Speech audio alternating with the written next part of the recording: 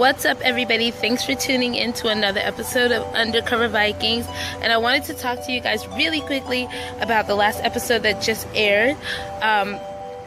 So many crazy things happened, and first and foremost, the most boss thing that happened was Bjorn was actually able to save his mother, guys. I didn't think he was gonna make it on time, but he did, and I was so happy to see him walk through those doors, because even though, you know, I'm in love with Ivar and I agree with everything he says for the most part, I didn't want to see Lagertha die just yet.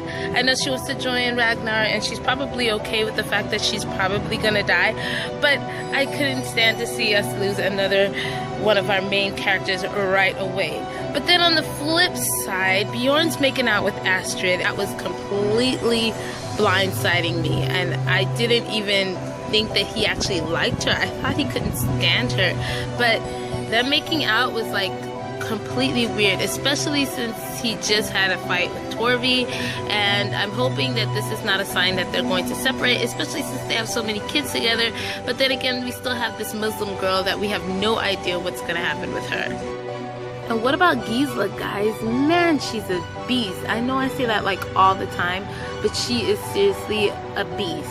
She beat the hell out of Rollo and punched him in the face, and I think that's why he loves her so much, because it gives him a little piece of home.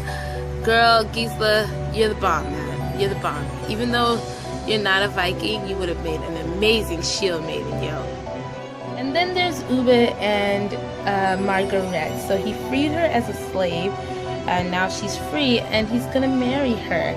Guys, we know that he was the original one to have an inkling for her, and the fact that he has proposed to her was not surprising, but I want to know how that's going to play on Ivar, because she is scared as hell of Ivar, and yet she feels connected to him in some way. So I don't know. We haven't seen their on-screen interaction, but they've had to have some off-screen if you follow the storyline. Then you have Floki, who gave Ivar his sole attention for a little bit of this episode and made him a chariot, which he called his wings. I love that, because Ivar needs to stand up as a boss right now, because he is going to lead that heathen army into what we know as the Great War on England. And so I'm excited to see what's going to happen next. And if you guys don't realize this, Bjorn and Ivar share so much of the same similarities. Both of them were catered to by their mother. Both of them spent one-on-one time with their father, training, learning from him and everything, and both of them have the love of Floki, who sees them as his very own. So it's going to be interesting to see that both of them are going to have very lead roles in this ongoing seasons of the series, because both of them have had the same type of training, the same type of basic love, I guess. So I can't wait to see what happens there.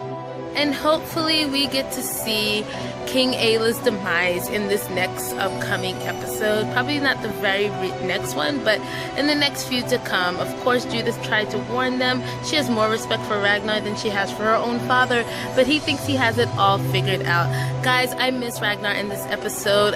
It just wasn't the same without him, and I thought I was going to be able to be a big girl and just take it, but I miss him, guys. I really, really miss him, and I know a lot of you guys did too. It just didn't feel the same. Even though his voice was in the episode, it wasn't him, it wasn't his face, it wasn't all of the Ragnar that we love. So I don't know how we're going to continue with these next few episodes. There are a couple of clips saying, you know, news articles saying that he's going to be in season 5, but really, guys, the guy's dead, okay? Odin's already came and said the guy's dead, okay? I don't know how they're going to put him in the next episodes. If they do, he must be a vision, but then again, I honestly think he's not going to be in the next episodes. Alright, so I just wanted to share those few things with you guys. I am going to post a short video about this Muslim girl, because I have an idea of who she might be. Don't forget to like this video and share it with your friends, anybody who knows loves Vikings, and I can't wait to see you guys in the next video.